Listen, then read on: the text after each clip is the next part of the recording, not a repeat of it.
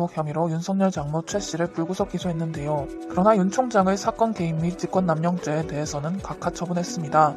윤석열 총장 장모 최 씨는 2012년 11월 2억 원을 투자해 한 의료재단의 공동이사장을 맡아 이듬해 2월 경기도 파주의 A 요양병원을 개설한 뒤 건강보험공단으로부터 2015년 5월까지 총 22억 9천여만 원을 불법 요양급여를 부정수급한 혐의를 받고 있습니다. 서울중앙지검 형사 6부는 최 씨가 병원 개설과 운영 등 전반적인 과정에 관여했다고 판단했는데요. 이로써 최 씨는 사문서 위조, 부동산 실명법 위반 등으로 기소된 지 8개월 만에 또 다른 혐의로 재판을 받게 되었습니다. 지난 2015년 불법 요양병원 사건이 불거지던 당시 최 씨는 경찰 조사를 받기는 했으나 입건되지는 않았습니다. 반대로 최 씨의 동업자 3명이 의료법 위반과 사기 혐의로 기소돼 유죄 판결을 받은 바 있습니다. 핵심 인물이었던 윤석열 장모 최 씨가 입건을 피할 수 있었던 표면적 이유는 병원 운영과 관련해 책임을 묻지 않는다는 내용의 책임 면제 각서를 썼다는 이유 때문이었습니다. 그러나 지난 4월 최강욱 열린민주당 대표가 당시 사건에 윤 총장이 영향력을 행사했다며 고발해 수사가 재개되고 추미애 법무부 장관 또한 윤 총장을 수사 지휘에서 배제하는 내용의 수사 지휘권을 발동. 이후 수사팀은 최근 최 씨의 동업자 구 씨로부터 책임 면제 각서는 위조된 것이라는 취지의 진술을 확보한 것으로 알려졌습니다.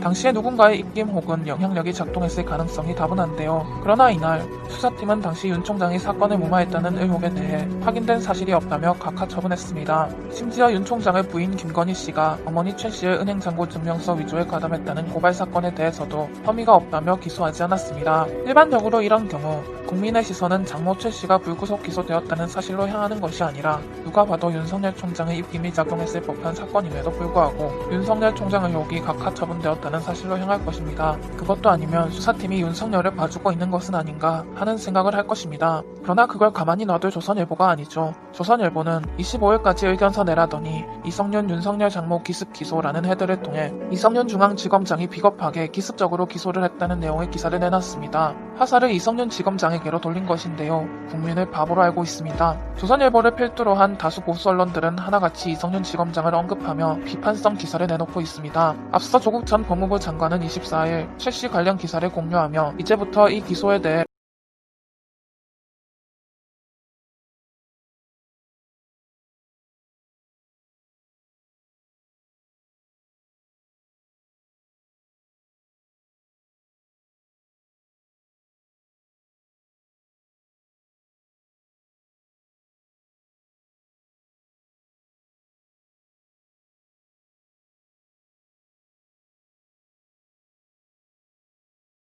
최은순 씨인가요? 이분이 10시간 정도 피의자로, 즉 죄인으로 검찰에 출석해서 조사 중이었다라는 그런 뉴스가 있었습니다.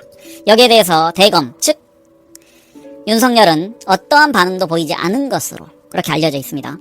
시대정신이 오시더니 또 그동안 댓글 안 달고 기팅하다 자서 그래요. 아이 감사합니다. 이렇게 간만에 오셨는데 그냥 댓글 남기셔도 되는데 제가 잘 볼 수 있도록 후원까지 해주셔서 감사합니다. 지난번에 스트레이트가 보도한 내용이죠.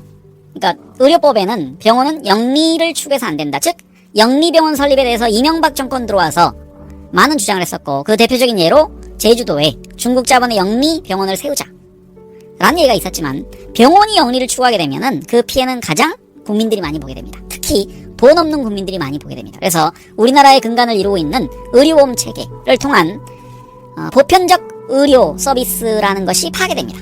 그래서 의료법은 병원의 영리를 추구해서 안 된다라고 돼 있는데 요양병원을 만들면서 그 윤석열의 장모는 수익보장 투자금을 유치했다. 의료법 위반이고 요양급여비 22억 원을 부정수급했다. 그리고 본인의 측근을 사위인가요?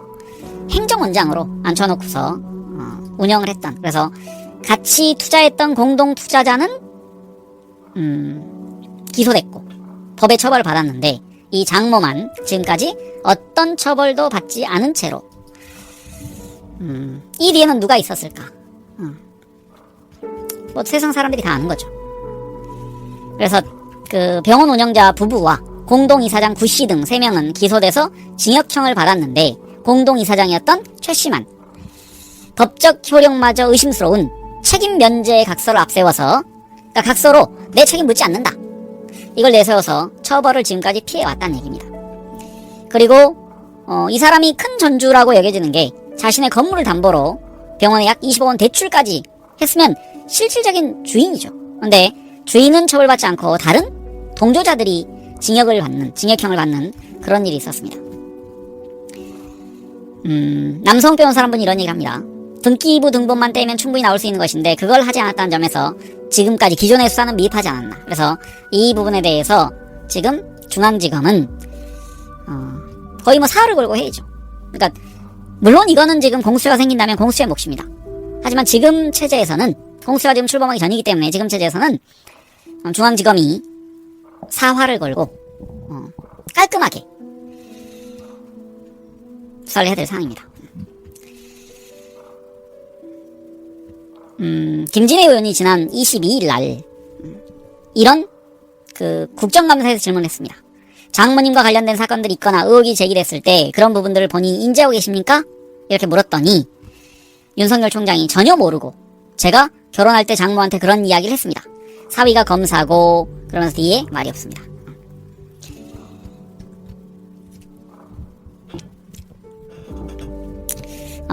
최 씨의 첫째 사위, 그러니까 아마 김건희 씨가 둘째 딸인 것 같고, 김건희 씨의 언니, 어떤 데는 동생으로 나오던데, 언니의 남편, 그러니까 윤 총장의 동서인 유모 씨도 최근에 검찰에 불러서 조사를 했다고 합니다. 그래서 이 문제는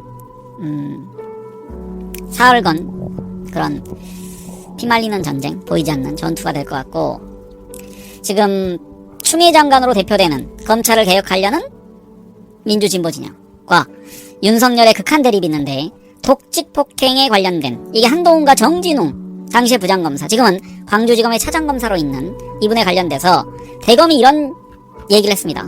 아니 정진웅 이 사람 기소됐는데 업무 배제되는 거 아니냐, 즉 검사로서 기능을 멈추란 얘기입니다. 여기에 대해서 추미애 장관은 정진웅 검사를 기소했는데 그 기소 과정이 과연 적절했는지, 적합한 것인지, 그래서 적정성 조사를 해보아라, 감찰부에 이렇게 지시했습니다.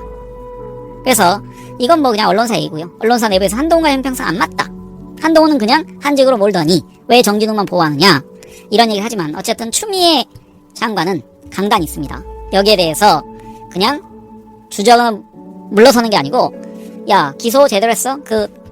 들린 얘기는 담당 검사는 기소를 주장하지 않았는데 아마 위에서 절차를 무시하고 기소 강행으로 오더를 내렸다는 얘기가 있습니다. 그래서 정진웅 검사가 지금 그 정도 가지고 수사하는 과정에서 그 정도로 기소되면, 제가 보기엔 이거는 뭐 검찰청 내에서 그냥 근신 아니면 감봉 이것만 해도 대단히 큰 처벌일 텐데, 이런 내용을 가지고 기소를 한다. 기소란 얘기는 형사처벌을 해달라고 재판을 걸겠다는 겁니다. 과연 수사 과정에서 이게 이제 제목을 이렇게 달았죠. 독직폭행. 여기서 독이라는 게 더럽힌다. 그래서 공무집행에 있어서 아주 추잡한 짓을 했다는 얘기입니다. 그 명예를 더럽힐 정도의 짓거리와 폭행이 이어진 것이다. 이게 독직폭행이란 건데, 독직폭행 혐의로 기소하면서 그 적법성 여부에 대해서 법무부는 확인해라 라고 추미애 장관이 보고했다는 얘기입니다.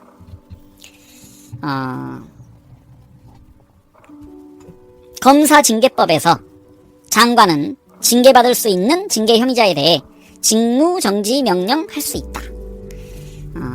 이걸 지금 대검에서 요구했다는 얘기입니다. 추미애 장관에게. 하지만 추미애 장관은 서울고검이 기소한 과정에서 주임검사를 배제하고 윗선에서 기소를 강행했다는 의혹이 언론 보도로 제기된 걸 근거로 이거 한번 과정을 감찰해